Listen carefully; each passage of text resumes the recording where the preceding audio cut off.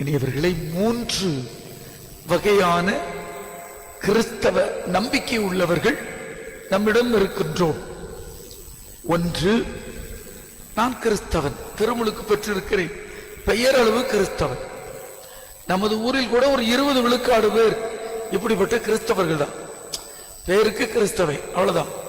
சும்மா ஞானஸ்தானா வருவாங்க, அப்புறம் திருவிழான்னா வருவாங்க, அப்புறம் ஏதாவது சண்டை கண்ட ஏதாவது ஊர்க்கூட்டம், ஏதாவது வரிகிரி போடுறோம் அல்லது காணிக்க பிடிக்கணும், ஏதாவது குழப்பணும், பேசணும்.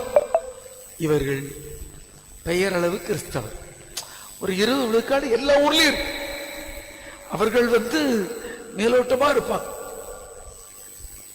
இரண்டாவது, ஒரு 20 விழுக்காடுல இருந்து 30 விழுக்காடு கிறிஸ்தவர்கள் ஞாயிற்றுக்கிழமை கிறிஸ்தவர். ஞாயிற்றுக்கிழமைக்கு வருவாங்க, பங்கு பெறுவாங்க, நல்லா ஒரு பொறுமையா இருந்துட்டு ஜெபம் பண்ணிட்டு போயிடுவாங்க. இயேசுவுக்காக இயேசுவின் மறையுரை கேட்டு வாழ்வார்களா என்பது இல்லை. மாறாக அவர்கள் தங்கள் கடமையை நிறைவேற்றும் கடமை கிறிஸ்தவர்கள். ஞாயிற்றுக்கிழமை வந்துடணும், ஞாயிற்றுக்கிழமை பூசைக்கு வரலன்னா சாவான பாவம், அதனால ஞாயிற்றுக்கிழமை வருவோம், இவர்களிடம் பாவ செய்வன் பண்ணுவோம் அல்லது ஒரு இறை வார்த்தை படிப்போம், வாசிப்போம் என்பது இருக்காது. 50 விழுக்காடு கிறிஸ்தவர்கள் இப்படித்தான். அதுல நாம யாரா இருக்கணும் பார்க்கணும். ஒரு 20 விழுக்காடு கிறிஸ்தவர்கள் பெயரளவு கிறிஸ்தவர்கள், 20-30 விழுக்காடு கிறிஸ்தவர்கள் ஞாயிற்றுக்கிழமை கிறிஸ்தவர்கள். ஆனா இவங்க பெருசா பிரச்சனையும் பண்ண மாட்டாங்க. அப்படியே வருவாங்க, தங்கள் கடமை ஆற்றிக் கொள்வாங்க.